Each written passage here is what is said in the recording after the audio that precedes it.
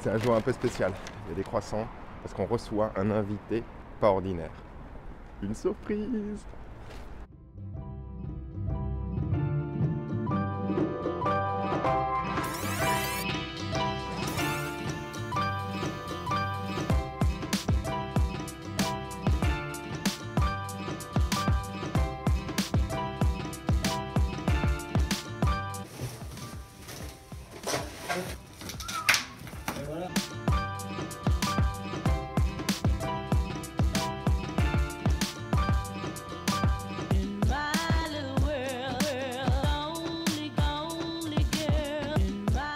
Dans ce vlog numéro 2, je vais aborder le schéma classique qu'ont nos clients qui ont du succès avec Splunk. C'est-à-dire comment ils ont réussi à maximiser l'usage de Splunk et à en tirer un maximum de profit. C'est ce qu'on appelle classiquement le chemin vers l'intelligence opérationnelle. Qu'est-ce que c'est que l'intelligence opérationnelle? C'est la capacité de réagir sur des critères métiers en temps réel. Le petit 1, c'est d'utiliser Splunk pour de la recherche, pour généralement être capable d'isoler la source d'un problème complexe. C'est la raison pour laquelle les gens généralement installent Splunk au départ. Une fois qu'ils ont isolé et trouvé la source d'un problème complexe, l'étape numéro 2, c'est de créer des alertes sur ces problèmes complexes, sur tous les problèmes complexes qu'on peut retrouver.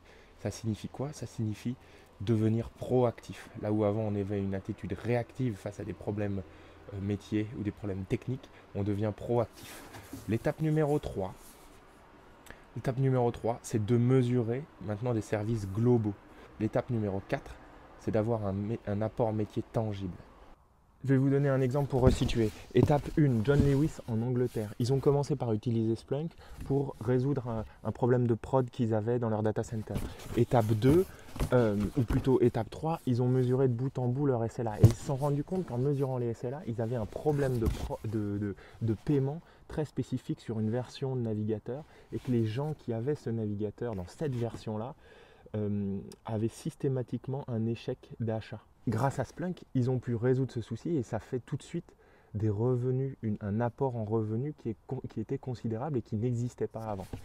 Et étape 4, ensuite, à partir de ces mêmes données, John Lewis a pu suivre en temps réel l'expérience utilisateur, savoir exactement ce que le client achetait, quand, savoir le taux de rétention de ce client, etc. etc.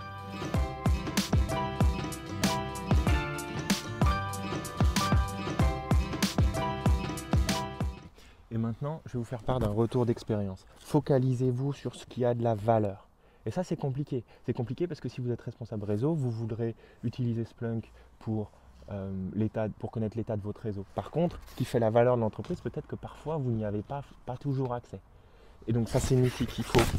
Ce deuxième conseil, c'est que seul, vous ne pourrez jamais dépasser l'étape 2. Pourquoi? Parce que mesurer un service global, ça signifie qu'il faut mettre autour de la table toutes les équipes IT.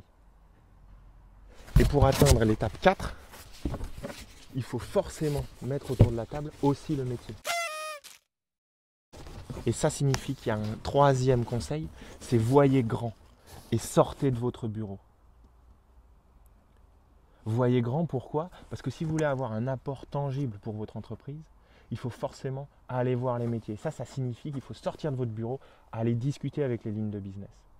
Notre c'est la conférence annuelle aux États-Unis qui se déroule en septembre. Là, il y a des centaines de clients qui témoignent. Et tous ces clients ont un succès gigantesque avec Splunk.